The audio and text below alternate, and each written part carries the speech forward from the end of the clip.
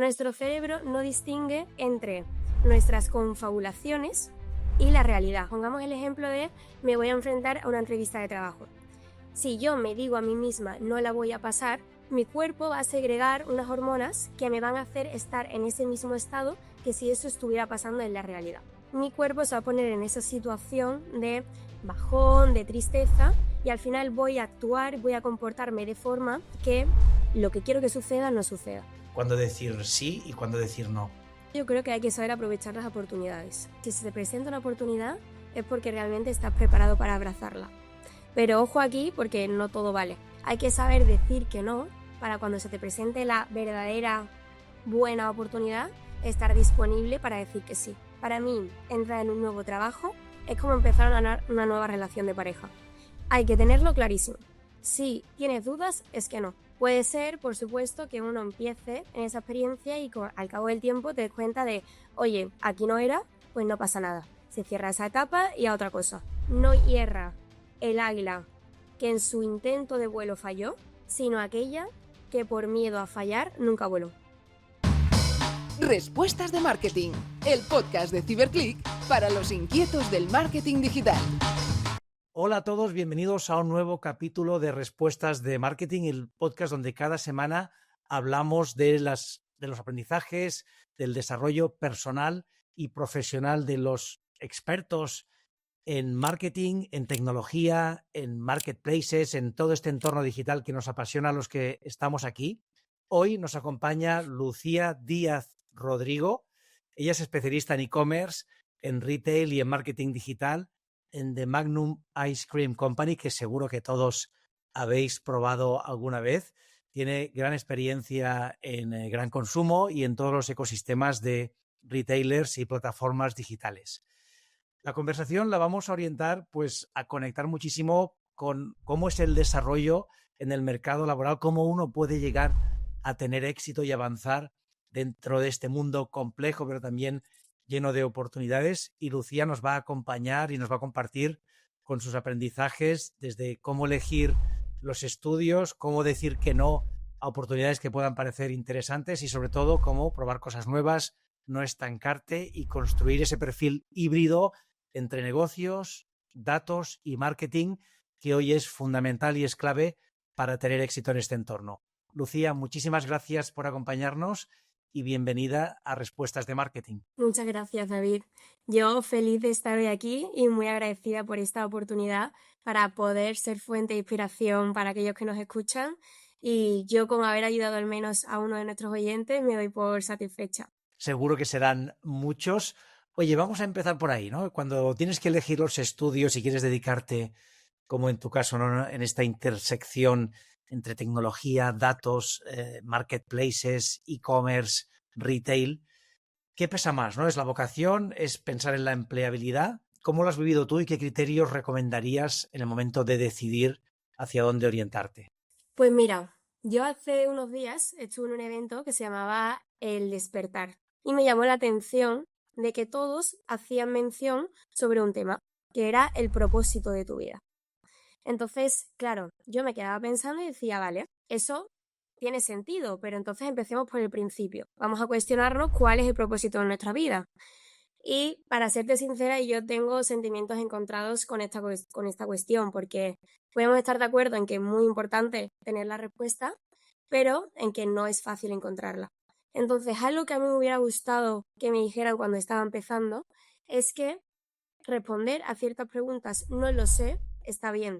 Y yo creo que esta pregunta en algunos casos es ese tipo de pregunta, ¿no? De decir, oye, pues ahora mismo no lo sé, estoy en fase de descubrimiento y eso está perfecto.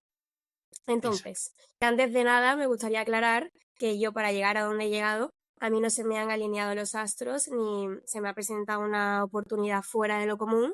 Simplemente he recorrido mi camino desde cero, siendo una persona resiliente, poniendo ganas en lo que hago y sobre todo confiando, ¿no? Eso que ahora está muy de moda, que incluso lo podemos ver por la calle en camisetas, que se dice "Trust the process", pues realmente confiando en el proceso.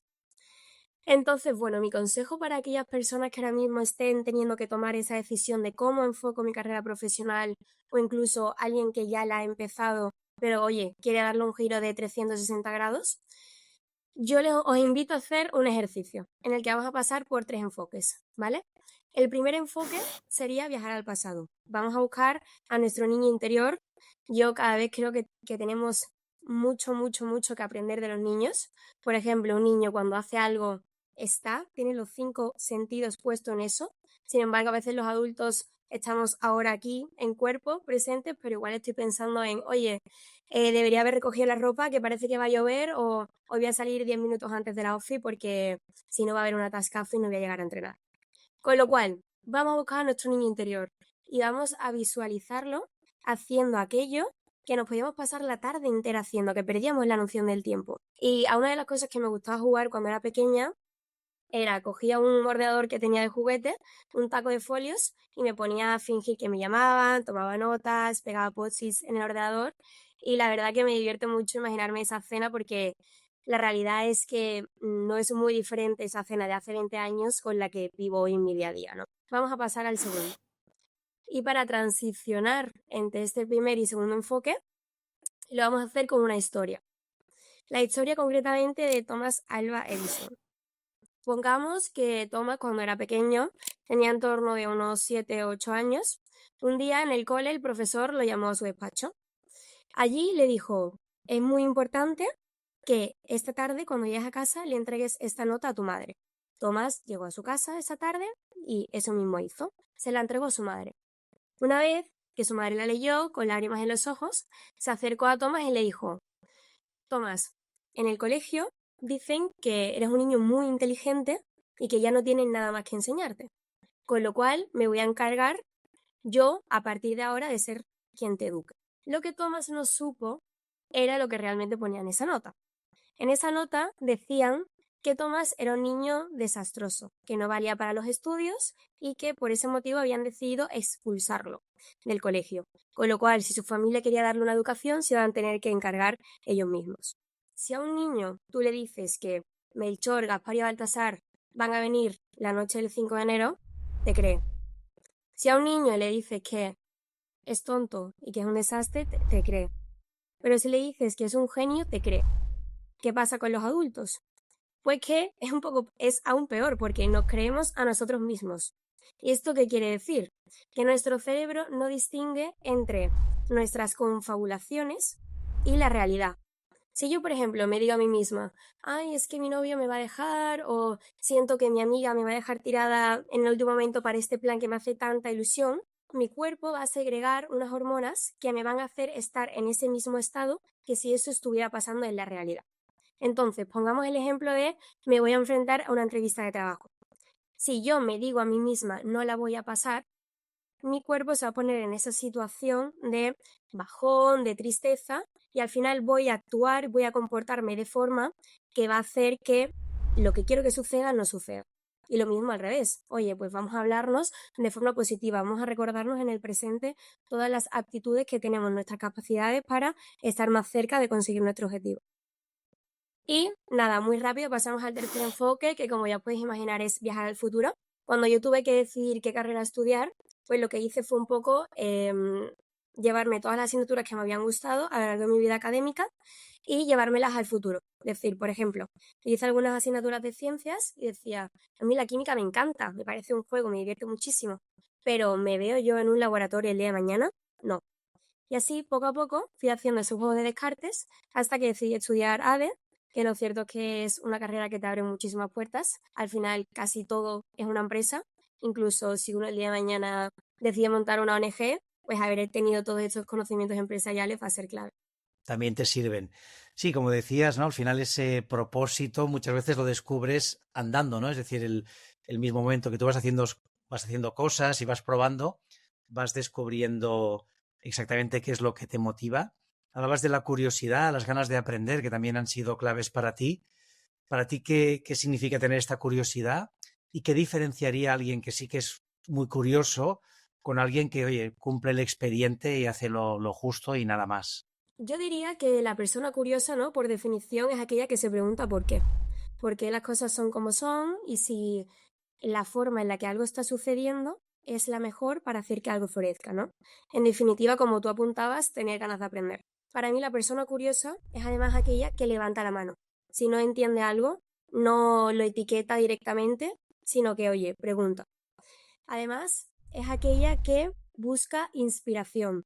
Y a mí esta palabra me encanta, ¿no? En el contexto en la que la usamos, porque si nos vamos al sentido más básico de esta palabra, inspirar, coger aire, ¿no? Es cojo aire, me empapo de conocimientos, de aprendizaje, de vivencias, de datos. Y aquí viene cuando la persona curiosa no suelta el aire y ya está, sino que se pregunta cuándo lo va a soltar. ¿Qué voy a hacer con todo esto que he aprendido? ¿Cómo le puedo sacar el máximo partido? Y una última cosa que me atrevería a sumar es que además la persona curiosa normalmente es aquella que también toma la iniciativa. El ser humano psicológicamente le cuesta tomar acción y ser el primero en hacer algo. Y esto se debe al efecto de difusión de responsabilidad, que básicamente lo que dice es que cuanto más gente hay en una sala o más gente seamos en un equipo de trabajo, antes voy a pensar, ¿para qué voy a hacer yo esto? Si seguro que ya Menganito o Fulanito lo ha hecho, ¿no? Es como cuando en un concierto alguien de la grada, alguien del público se saca el teléfono, prende la linterna, ¿no? Y comienza a mover el móvil de lado a lado y enseguida esto genera un efecto dominó que hace que cientos o incluso miles de personas más lo hagan. Pero siempre hay una primera persona y normalmente suele ser también la persona curiosa. Exacto. Sí, vamos a intentar ser siempre esa persona que además es la forma de tener éxito en este entorno profesional que es tan cambiante, donde si no te lanzas, ¿no? Pues al final te vas a quedar atrás. Oye, también es importante saber escoger, saber decir no a una oportunidad porque a lo mejor no es la adecuada. Cuando has dicho no, algo que parecía alguna oportunidad, pero no iba alineado con lo que tú querías, ¿no? ¿Cómo decides cuándo decir sí y cuándo decir no? Si se te presenta una oportunidad es porque realmente estás preparado para abrazarla. Pero ojo aquí porque no todo vale. Hay que saber decir que no para cuando se te presente la verdadera buena oportunidad, estar disponible para decir que sí. Pongamos que una vez que yo ya acabo la carrera, mi plan era ponerme a trabajar. Había estado ya, como quien dice, toda la vida estudiando y yo lo que quería, lo que tenía ganas realmente era ya de empaparme y meterme en el terreno práctico. Entonces me puse a buscar trabajo. ¿Y cómo lo hice? Pues de la forma más normal que te puedes imaginar. Me metí en LinkedIn, me puse a pensar aquellas empresas que me gustaban, cuyos productos consumía regularmente o marcas que me inspiran y mandé mails. Mandé muchos mails, de los cuales hoy en día muchos de ellos siguen sin respuesta. Pero bueno, en conclusión, uno se tiene que mover y tiene que bichar. Y a lo largo de este proceso, sí es cierto que tuve que decir que no. O sea, me enfrenté a ciertas entrevistas y oportunidades de trabajo que, por un lado, había ciertas cosas que sí me cuadraban, pero otras que me chirriaban. Y para mí, o sea, yo aquí una cosa que aprendí es que para mí entrar en un nuevo trabajo es como empezar una nueva relación de pareja. Hay que tenerlo clarísimo. Si tienes dudas, es que no. Puede ser, por supuesto, que uno empiece en esa experiencia y al cabo del tiempo te des cuenta de, oye, aquí no era, pues no pasa nada. Se cierra esa etapa y a otra cosa. Ir sin miedo, de decir, sin miedo al fracaso, esto es parte de la experiencia. Y aquí hay una frase que a mí me encanta y yo siempre me la recuerdo, que es, no hierra el águila que en su intento de vuelo falló, sino aquella que por miedo a fallar nunca voló. Y nada, ¿qué pasó? Pues yo seguí buscando trabajo, pasaban los meses, no encontraba ninguna oportunidad que me cuadrara y como cualquier persona, pues puede tener un momento de bajón y aquí la clave está en, oye, en ese momento de bajón que tú te preguntas cómo es posible que yo, una persona que me considero válida, con muchas ganas de trabajar, no encuentro nada. Pues recordarte, oye, vamos a por tu objetivo. No te conformes, yo creo que aquí está la clave, o sea, no te conformes y digas, vale, pues ya está, cojo esto y ya está. No, no te conformes. Si el camino que has trazado para llegar a tu objetivo no está funcionando, traza otro camino que te lleva a tu objetivo, pero no cambies el objetivo. Exacto, y sobre todo perseverar, lo que decías, ¿no? Hay que mandar cientos de email, llamar y estar pendiente, ¿no? Dedicar ese tiempo.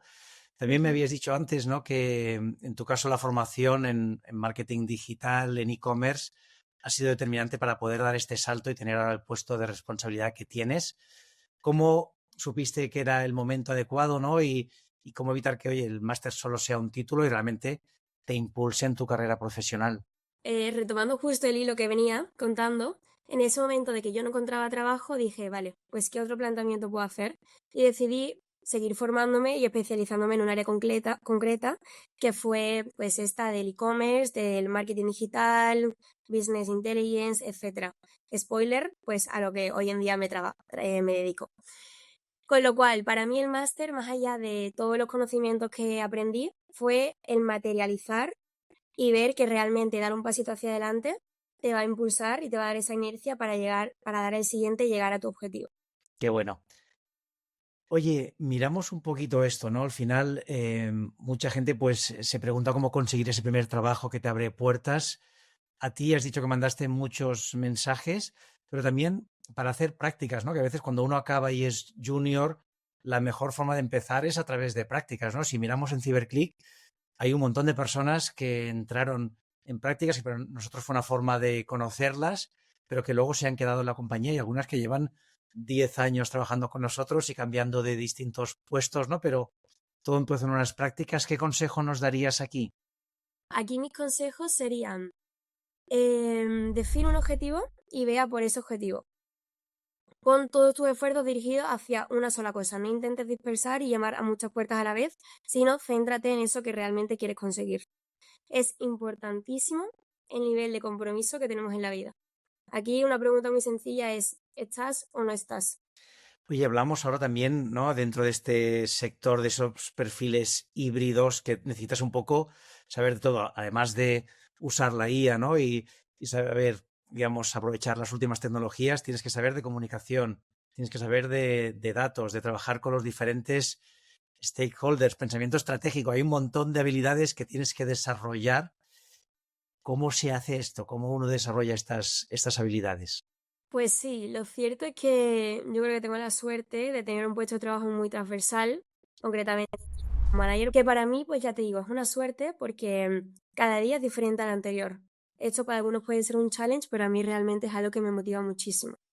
Por ejemplo, un día puede ser mucho más analítico, un trabajo individual, de estar trabajando con herramientas de data y tomando decisiones financieras, pero al día siguiente me encuentro en una sala reunida cara a cara con múltiples stakeholders y presentando el plan anual que traemos de campaña, que es una cosa súper, súper creativa.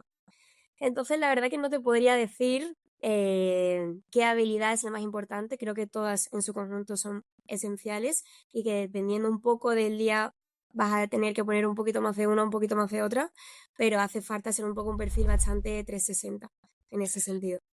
Bueno, y también se va desarrollando, ¿no? A medida que te encuentras con los retos, uno va Totalmente. mejorando en cada área. Tú has dado ponencias hablando de un tema que yo creo que nos preocupa a todos, que es la medición y la incrementalidad, ¿no? De los resultados e identificar dónde está la atribución y el impacto de cada acción. ¿Qué le dirías a una empresa que está empezando a medir para que no tenga métricas solo vanidosas, ¿no? Sino que realmente sean útiles y le ayude a mejorar los resultados?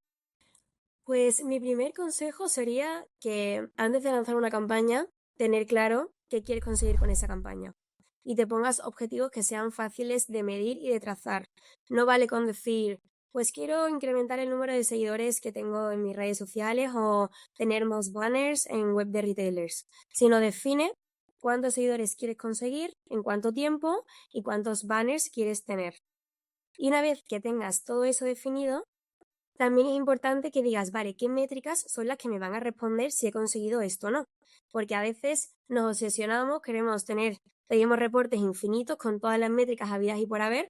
Hoy en día hay cientos de KPIs y al final lo importante es enfocarte en aquellos que te van a hablar de aquello que quieres conseguir, ¿no? Poner mucho el foco y centrarte en esos KPIs.